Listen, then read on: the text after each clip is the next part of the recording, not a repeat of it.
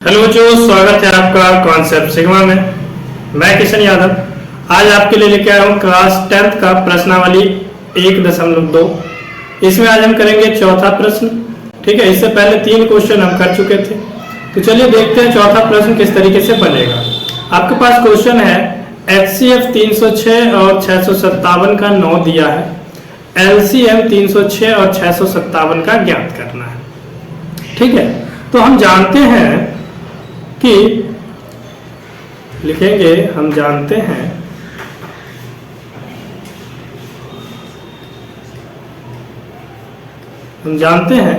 किसी नंबर का HCF और LCM का गुणा कर देते हैं तो वो नंबर के गुणनफल के बराबर आता है, यानी कि HCF गुणा में LCM। ठीक है, जब किसी नंबर के HCF और LCM का गुणा करोगे तो वो नंबर का गुणनफल होता है। तो जो नंबर आपके पास है वो है 306 और 657। 306 और 657 इसका गुणा। ठीक है, इन LCM और HCF के बराबर होगा। ठीक है, 657। LCM आपको निकालना है, HCF दिया है।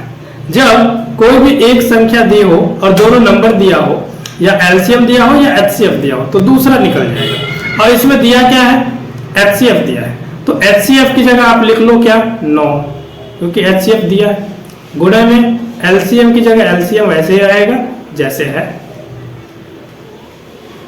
ठीक है, इन दोनों नंबर को वैसे ही रखो जैसे अभी तक है, 306 और गुणे में 657। ठीक है, अब ध्यान देना, इधर 9 का गुणा हो रहा है LCM के साथ, तो 9 का जब साइड चेंज होगा तो आपने इक्वेशन पढ़ा है, डिवाइड हो जाएगा, यानी कि LCM बराबर क्या निकलेगा? 306 और गुणे में 657।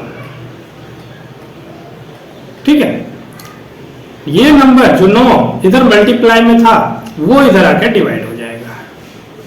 ठीक है, अब 9 के पहाड़े में देखो कोई सा नंबर आता है क्या? तो 3 के पहाड़े में काट लेते हैं। 3 3 9, इसको काटोगे 3 के पहाड़े से तो 3 दूनी 6, 3 1 3, बचा 2, 3 9 27, 219 बार में। ठीक है, अब ये 3 के पहाड़े से 306 कटेगा, 3 के पहाड़े से 306 कटेगा, 3 1 3 0 और 3 दूनी 6। ठीक है, जो आपके पास नंबर बच के आया वो क्या आया? 102 और गुणे में 219। ठीक है, काटने के बाद यही दो नंबर बचा था, 102 बचा और 219 बचा। जब इन दोनों का आप गुणा करेंगे, तो आंसर क्या आ जाएगा? आंसर आ जाएगा 22,338। ठीक है, ये आपका आ गया इस क्वेश्चन का आंसर। जो LCM निकालना था, HCF दे रखा था, आपको LCM निकालना था। ठीक है, पहला क्वेश्चन समझ में आया। जब पहला क्वेश्चन समझ में आया तो आगे बढ़ते हैं, आगे 5वें क्वेश्चन पे। 5वां क्वेश्चन है कि जांच कीजिए क्या किसी प्राकृत संख्या n के लिए संख्या 6 का पावर n अंक 0 पर समाप्त होती है? अंक 0 पे समाप्त होती है या नहीं, ये चेक करना है। ठीक है, तो ध्यान देना, कोई भी संख्या 0 पे कब समाप्त होगी? जब उसका फैक्टर बनेगा 2 गुने 5, 2 गुने में 5। याद रखना, जब किसी नंबर का फैक्टर 2 गुने 5 बनेगा तब वो संख्या 0 पर खत्म होगी। तब वो संख्या किस पे खत्म होगी? 0। लेकिन यहां कहा गया है वो नंबर है 6n, तो चेक करते हैं क्या 6n पे कोई नंबर है जो खत्म हो सकती है। तो सबसे पहले 6 का फैक्टर बना लेंगे आप। 6 को जब फैक्टर बनाओगे तो इसको क्या लिख सकते हो आप? 6 को लिख सकते हो 2 गुने 3, ऐसे लिख सकते हो अभाज्य गुणनखंड के रूप में। पावर n है तो पावर n आप लिख लो। ठीक है, 6n था आपके पास क्वेश्चन में, 6 के साथ n लगा दो। 6 को क्या लिखा आपने? 2 गुने 3 और इसका पावर है n। आप जानते हैं कि कोई नंबर 0 पे तभी खत्म होगा जब 2 गुने 5 के रूप में होगा तब। ठीक है, तो इसका मतलब ये हुआ कि ये 2 गुने 5 नहीं बन रहा है, 2 गुने 3 बन रहा है। तो जब 2 गुने 3 है तो ये नंबर कभी भी 0 पे खत्म नहीं होगा, जो 0 पे समाप्त नहीं होगा। तो आप लिखेंगे कि 6n, 6 का पावर n,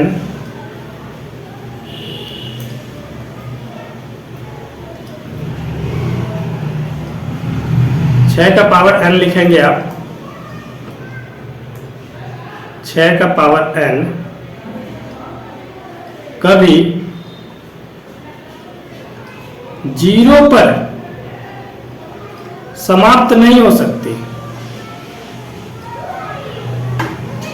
नहीं हो सकती।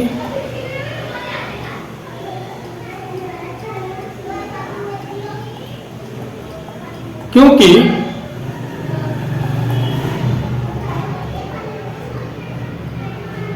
0 पर समाप्त होने के लिए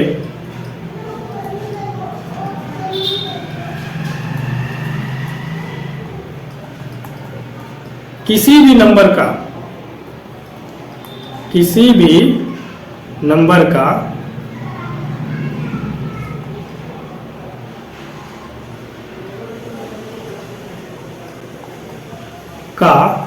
गुणनखंड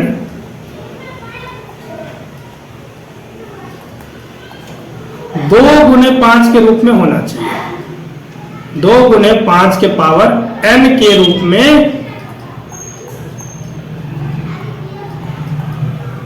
होना चाहिए।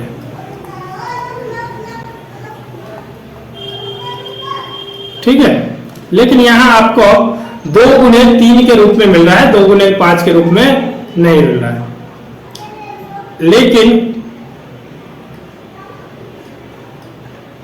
लेकिन 6 का पावर n 2 गुने 3 के पावर n है,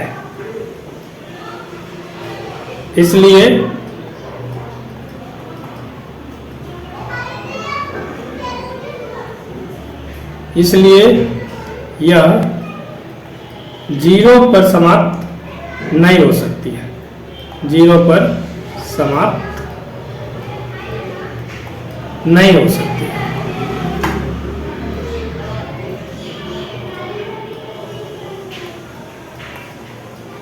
ठीक है, जब भी कोई संख्या 2 गुने 5 के रूप में होगा तभी 0 पर समाप्त होगी, नहीं तो वो संख्या 0 पे समाप्त नहीं होगी। क्लियर है? इस तरीके से ये 5वें क्वेश्चन का आंसर हो गया। ठीक है, कोई डाउट है तो आप हमें कमेंट करके बताएंगे। हम बढ़ते हैं आगे। नेक्स्ट क्वेश्चन है क्वेश्चन हमारा 6। ठीक है, 6 क्वेश्चन में पूछा गया है, व्याख्या कीजिए कि 7 11 गुने 13 प्लस 13 बराबर 7 गुने 6 गुने 5 गुने 4 गुने 3 गुने 2 गुने 1 प्लस 5 क्या भाज्य संख्या है? क्यों है? ठीक है, भाज्य संख्या क्यों है? ठीक है, तो ध्यान देंगे, भाज्य संख्या लिखने के पहले जो संख्या दे रखी है वो चेक कर लेते हैं। भाज्य संख्या तो आपको पता है, जिसके 2 या 2 से अधिक गुणनखंड हो, जिसके 2 या 2 से अधिक गुणनखंड नहीं होगा वो अभाज्य संख्या होगा, यानी कि जिसका केवल एक गुणनखंड होगा, या तो वो खुद के टेबल में आएगा या एक के टेबल में आएगा, तो वो अभाज्य कहलाएगा। लेकिन भाज्य संख्या के 2 या 2 से अधिक गुणनखंड हो सकते हैं। तो आपके पास जो नंबर लिखा है उसको लिख लीजिए। नंबर है आपके पास 7 गुने में 11 गुने में 13 और प्लस 13। ठीक है, इसमें से ध्यान दीजिए जो गुणे में संख्या है 13, जो गुणे में संख्या है उसको आप बाहर ले लो, क्योंकि एक संख्या 13 प्लस में भी है 13। ठीक है, तो आपके पास नंबर बचेगा 7 गुणे में 11 गुणे में 13, गुणे में 13 नहीं, इसको तो आपने बाहर ले लिया था। ठीक है, इसको तो आपने बाहर ले लिया था, तो 13 नहीं बचेगा, प्लस में 13 बचेगा। ठीक है, अब ध्यान देना 13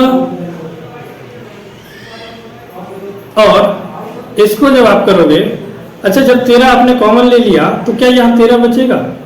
13 नहीं बचेगा, क्योंकि 13 के पहाड़े में कितने बार में 13 आता है?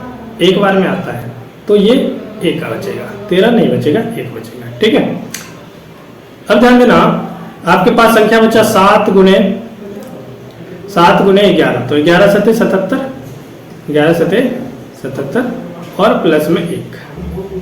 ठीक है, तो ये संख्या आपके पास आ जाएगा 13 गुने में 77 और 1 78।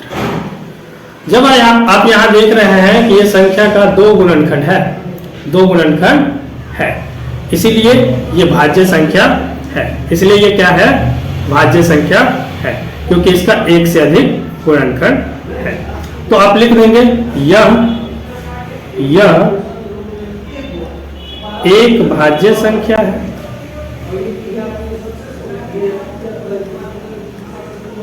यह एक भाज्य संख्या है क्योंकि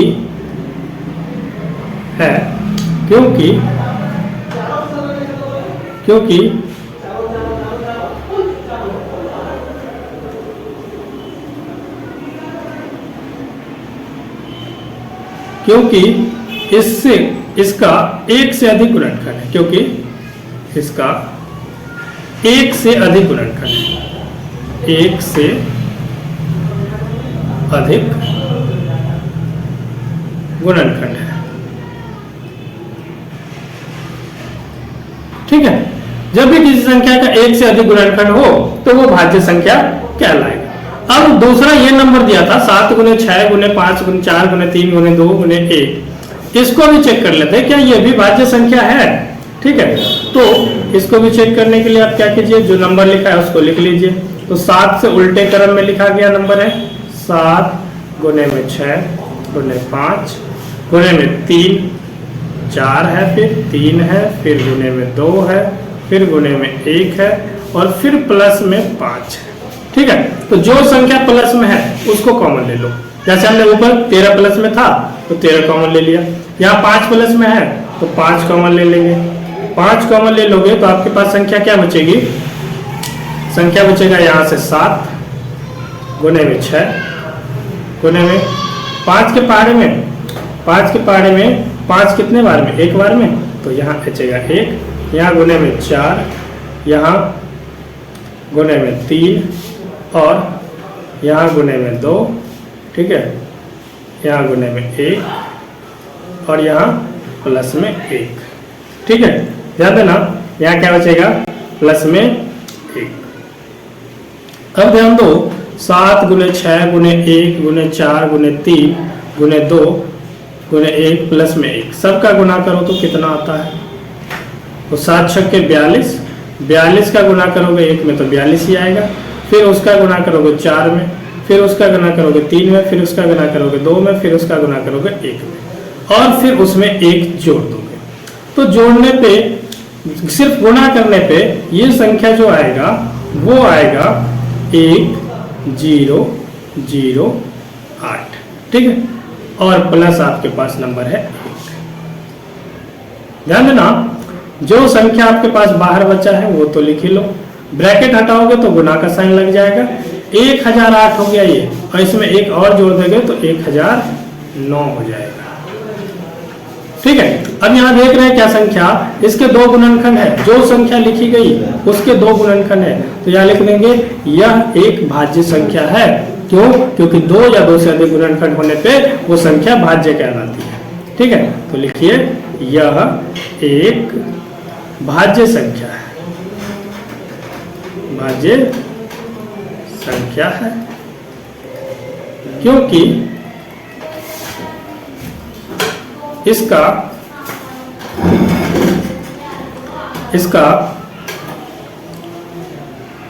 1 से अधिक गुणनखंड है, 1 से अधिक गुणनखंड है।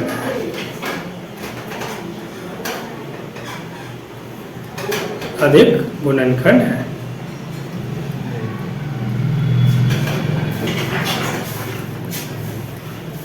ठीक है, तो इस तरीके तरीके से आपने इन संख्या का व्याख्या कर दिया कि ये दोनों जो संख्या लिखी गई है ये भाज्य संख्या है, क्योंकि इसका एक से अधिक गुणनफल है। यहाँ आपने देखा 13 गुने 78 के रूप में ये मिल रहा है, और यहाँ मिल रहा है 5 गुने 109 नहीं है ये 1009 बनेगा। ठीक है, क्योंकि 1008 था वो, तो ये जो होगा वो 1009 होगा। ठीक है, तो इस तरीके से क्वेश्चन नंबर 6 कंप्लीट होता है। आगे बढ़ेंगे तो 7वें क्वेश्चन पे। 7वां क्वेश्चन क्या कहता है कि किसी खेल के मैदान में चारों ओर एक वृत्ताकार पथ है। इस मैदान का एक चक्कर लगाने में सोनिया को 18 मिनट लगते हैं। सोनिया को 18 मिनट लगते हैं, जबकि इसी मैदान का एक चक्कर लगाने में रवि को 12 मिनट लगते हैं। मान लीजिए कि वे दोनों एक ही स्थान पर एक ही समय पर चलना प्रारंभ करके एक ही दिशा में चलते हैं। कितने समय बाद वे पुनः प्रारंभिक स्थान पर मिल जाएंगे, यानी कि जहां से यात्रा शुरू किया था दोनों ने। ठीक है, तो एक को चक्कर लगाने में 18 मिनट लगता है, एक को चक्कर लगाने में 12 मिनट लगता है। तो यदि दोनों एक साथ चलना शुरू करते हैं तो कितने समय बाद दोनों आपस में एक साथ मिल जाएंगे, यानी कि कम से कम समय निकालना है आपको कि कितने समय कम समय में वो पहली बार मिल जाएंगे। तो जब भी इस तरीके के क्वेश्चन आपको देखने को मिले ना कि कितने समय बाद वो मिल जाएंगे, ठीक है, या फिर कभी लाइट के बारे में पूछ लेता है कि एक लाइट एक साथ जलना शुरू किया और दोनों का गैप 12 मिनट और 18 मिनट का है, तो वो कितने समय बाद जो लाइट फिर से दोनों एक साथ जलेगी, ऐसा भी क्वेश्चन आता है। तो आपको क्या करना है ऐसे क्वेश्चन में, जो संख्या दी गई है उसका निकाल लो एलसीएम, अभाज्य गुणनखंड के द्वारा निकाल लो। तो नंबर आपके पास क्या है, 18 है, और दूसरा नंबर क्या है, 36 है। 18 है और 36 है, तो 18 का 18 36 नहीं है, 18 और 12 है ना, 18 और 12 है। ठीक है, ध्यान देना 18 और 12 जो संख्या है 2 के पहाड़े में आएगा, 2 के पहाड़े में आएगा ये 9 बार में, 2 के पहाड़े में आएगा ये 6 बार में। ठीक है, अब ये संख्या 3 के पहाड़े में आएगा, 3 के पहाड़े में 3 3 9 3 दूनी 6। ठीक है, अब जो संख्या लिखी गई है वो 2 के पहाड़े में एक बार में 3 नहीं आता है, 3 1 2 1 2। ठीक है, अब जो संख्या लिखी गई है वो क्या है, 3, तो 3 के पहाड़े में आएगा 3 1 3 1। ठीक है, अब आपके पास जो फैक्टर मिला क्या मिला, 2 3 2 3, यानी कि 2 गुने में 2 गुने में 3 गुने में 3। ठीक है, तो इस सब का गुणा कर दो, 2 दूनी 4 4 तिया 12 12 तिया 36 12 तिया 36। तो कितने समय बाद वे दोनों प्रारंभिक स्थान पर मिलेंगे, तो लिख देंगे आप 36 मिनट बाद। कितने मिनट बाद, 36 मिनट बाद वे दोनों प्रारंभिक स्थान पे मिल जाएंगे। ठीक है, तो इस तरीके से 7वां क्वेश्चन भी कंप्लीट होता है। अभी तक जो हमने आपको बताया वो क्वेश्चन नंबर 4 5 6 7। ठीक है, एक बार और देख लेते हैं। क्वेश्चन नंबर 4 ये था आपका, जिसका आंसर 22,338 आया था। क्वेश्चन नंबर जो 5 है इसका आंसर आपने 2 गुणे 3 के रूप में था, इसलिए ये 0 पे समाप्त नहीं होगा। ठीक है, छठा क्वेश्चन में आपने बताया कि ये कैसे भाज्य संख्या कहलाती है, और 7वां क्वेश्चन में आपने बताया कि जब 2 लोग एक ही मैदान पे चक्कर लगा रहे हैं, जैसे कि रवि और दूसरे जो बच्ची थी वो थी सोनिया, दोनों 36 मिनट बाद आपस प्रारंभिक बिंदु पे मिल जाएंगे। ठीक है, तो इस तरीके से ये एक्सरसाइज होता है कंप्लीट। आपको समझ आया हो तो चैनल को सब्सक्राइब कर लीजिए, वीडियो को लाइक कीजिए और दोस्तों के साथ शेयर कर दीजिए। धन्यवाद, मिलते हैं बहुत जल्द नेक्स्ट एक्सरसाइज के साथ।